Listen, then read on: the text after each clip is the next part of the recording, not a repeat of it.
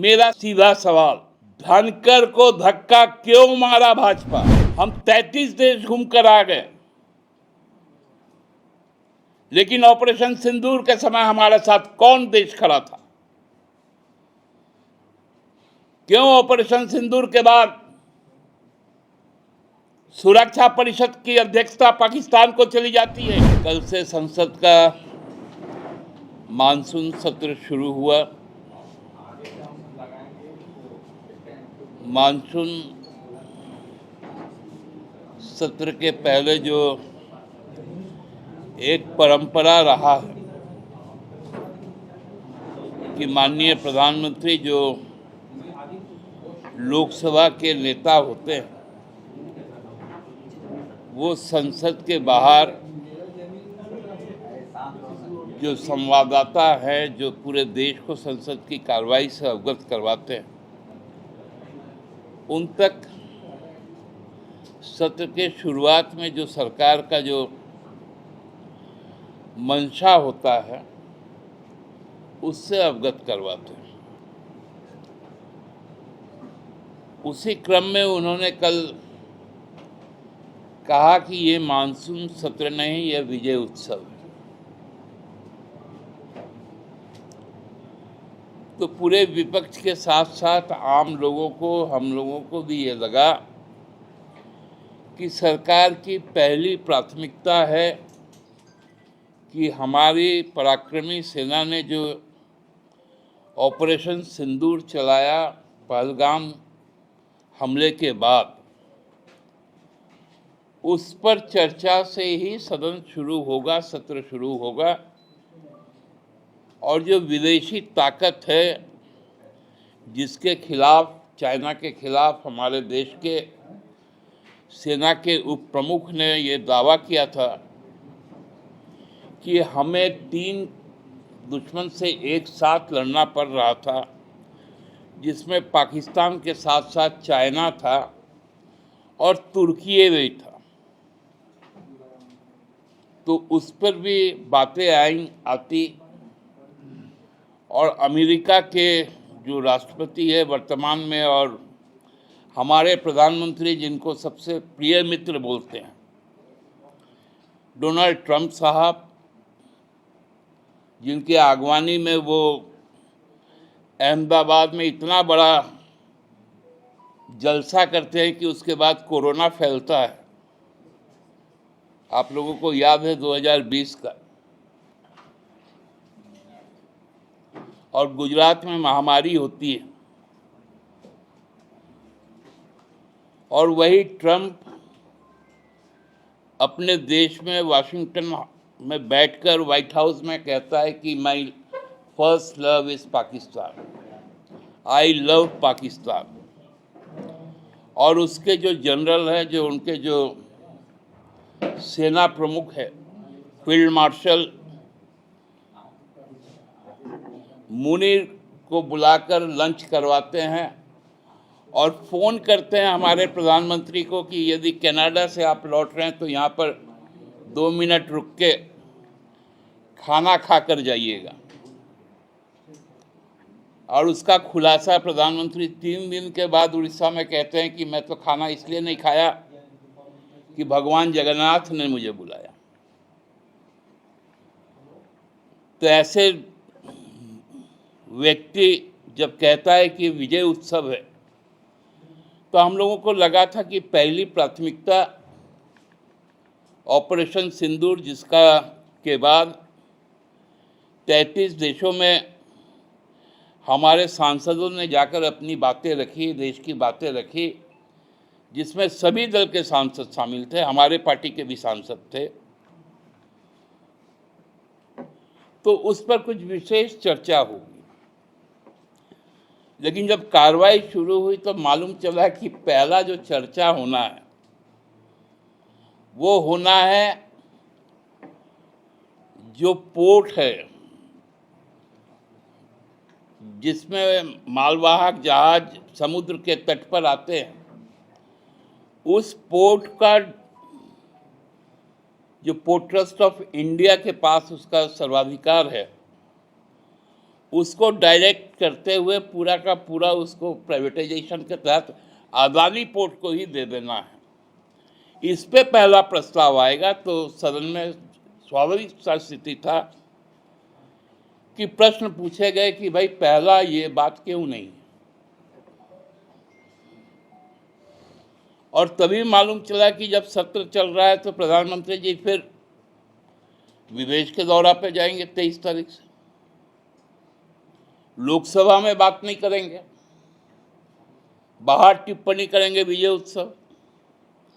लेकिन राज्यसभा में ये बातें दब नहीं पाई और मल्लिकार्जुन खड़गे साहब ने जब इस बात को कहा तो जो भाजपा का चरित्र है, जो अधिनायक वाला चरित्र है, वो स्पष्ट रूप से सामने आया जब उस राज्यसभा के सदन नेता और भारतीय जनता पार्टी के राष्ट्रीय अध्यक्ष केंद्रीय मंत्री उठकर बोलते हैं चेयर की उपेक्षा करते हुए कि जो मैं बोलूंगा वही रिकॉर्ड में जाएगा और कोई बोलेगा तो वो रिकॉर्ड में नहीं जाएगा। ये विशेषाधिकार केवल और केवल चेयर के पास, अध्यक्ष के पास सुरक्षित होता है, सभापति के पास सुरक्षित होता है। जब उस सीमा को लांघा उसके बाद माननीय अध्यक्ष ने जो कार्यमंत्रणा समिति, जिसको हम लोग कहते हैं बिजनेस एडवाइजरी कमेटी की बैठक बुलाई तो देश के इतिहास में पहली बार किसी भी सदन में कार्यमंत्रणा समिति की बैठक का बहिष्कार सत्ता पक्ष के द्वारा किया गया। न सदन का नेता गया, न संसदीय मंत्री गए। अमूमन होता है कि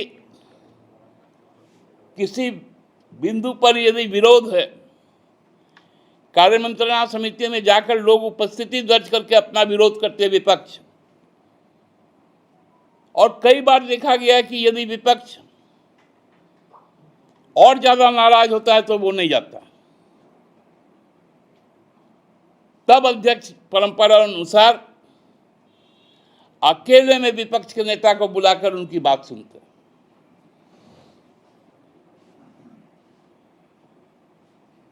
लेकिन राज्यसभा में यह परंपरा भी टूट गया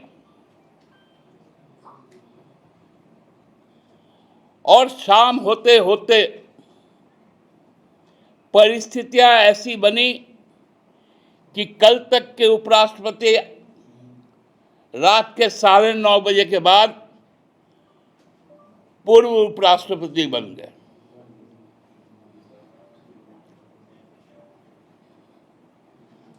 राज्यसभा का सभापति का पद आज जब कार्रवाई शुरू हुई तो शून्य था। मेरा सीधा सवाल, धनकर को धक्का क्यों मारा भाजपा? 74 साल के उम्र में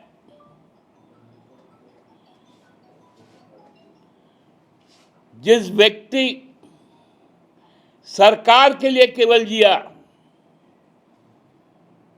अपने कार्यकाल में रिकॉर्ड बनाया विपक्ष के सांसदों को सस्पेंड करने का, जिसके खिलाफ विपक्ष ने महाभियोग की नोटिस किया, उसको भाजपा ने धक्का क्यों मारा? भाजपा ने धक्का इसलिए मारा क्योंकि वो एक सच्चा जाट का बेटा था जो किसानों के पक्ष में बोलता था।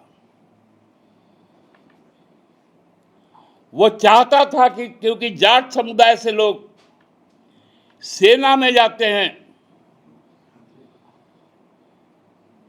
तो सेना के पराक्रम की चर्चा पहली होनी चाहिए, ना कि अडानी की चर्चा पहले होनी चाहिए।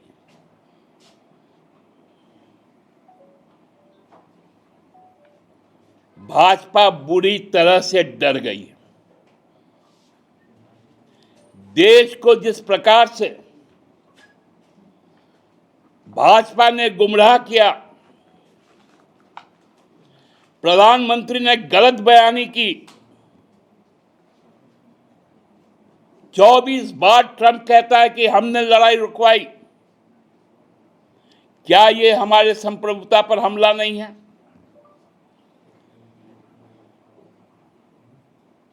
हम 33 देश घूमकर आ गए, लेकिन ऑपरेशन सिंदूर के समय हमारे साथ कौन देश खड़ा था? क्यों ऑपरेशन सिंदूर के बाद सुरक्षा परिषद की अध्यक्षता पाकिस्तान को चली जाती है? Asian development bank, world bank, IMF terror funding के लिए पाकिस्तान को क्यों पैसा देती है?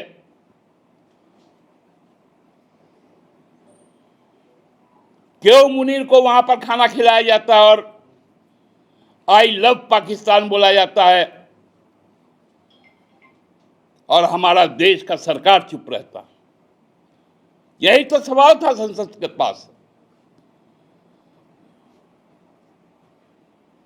और इस सवाल का यदि कोई प्रिसाइडिंग ऑफिसर यदि पैट्रोनाइज करेगा,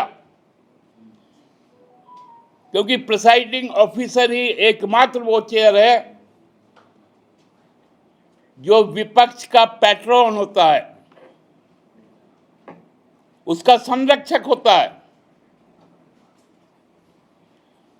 उसके संसदीय अधिकार के उपयोग को वो सुनिश्चित करता है।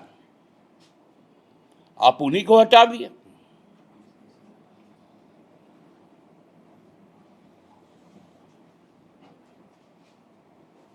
ये साधारण बात नहीं है। भारत के लोकतंत्र में आज तक ऐसा नहीं हुआ। हाँ, उपराष्ट्रपति इस्तीफा दिए हैं तो वो राष्ट्रपति बने। ऐसा दो बार हुआ है और एक बार तो उनकी मृत्यु हुई, जो अपना कार्यकाल पूरा नहीं कर पाए। अभी तो 2 साल लंबा बाकी था, क्योंकि अब कोई भी यदि उपराष्ट्रपति बनेगा तो उसका कार्यकाल मात्र 2 साल का होगा।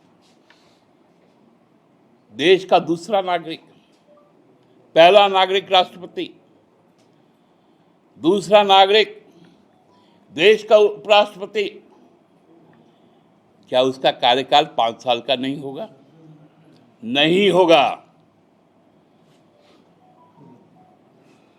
केवल 2 साल का होगा।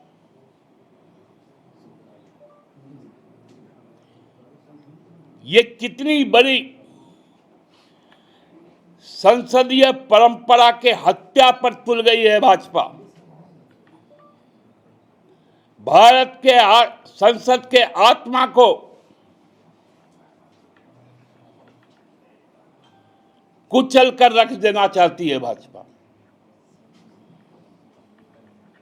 हम समझ सकते हैं कि भाजपा के पास में फ्रस्ट्रेशन है, वो बिहार चुनाव नहीं जीत पाएंगे, बंगाल आसाम में दोबारा नहीं कुछ कर पाएंगे, ये फ्रस्ट्रेशन है। 28 में यूपी भी चल जाएगा।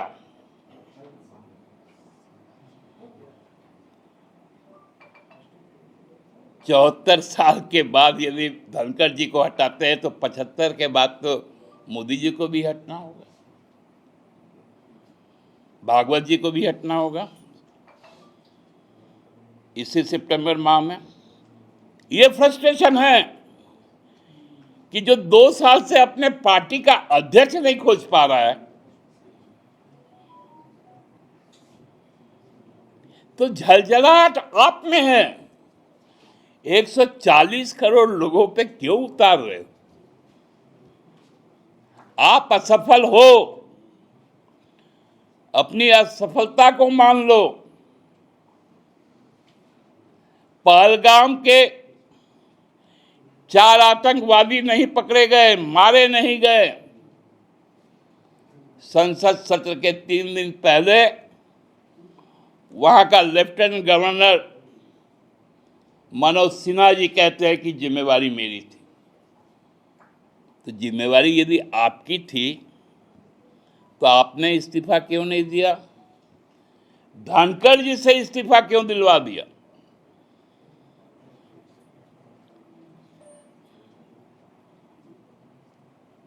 मतलब दोषी को ताज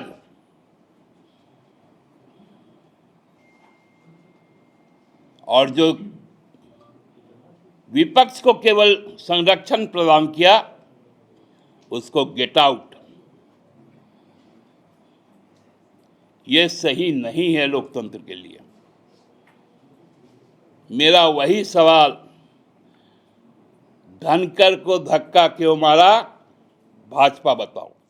जहां 27 वर्षों के सफर में 17,000 से भी अधिक छात्रों ने डॉक्टर एवं इंजीनियर बनकर भरे सफलता की ऊंची उड़ान, जहां साधारण छात्र भी झारखंड टॉपर्स बनकर बना रहे इतिहास। दूरदर्शी शिक्षाविद श्री विपिन सिंह के मार्गदर्शन में मेडिकल एवं इंजीनियरिंग के लाखों छात्रों के लिए आशा की किरण के रूप में गोल, नेशंस लीडिंग इंस्टीट्यूट। सरकारी परीक्षा की तैयारी का सबसे भरोसेमंद नाम NIBM। अच्छा कोचिंग ढूंढ रहे थे तो फिर गूगल में ही बताया कि यहाँ का रेटिंग भी बहुत अच्छा था। पुरुलिया से आए हैं यहाँ पर कोचिंग करने के लिए।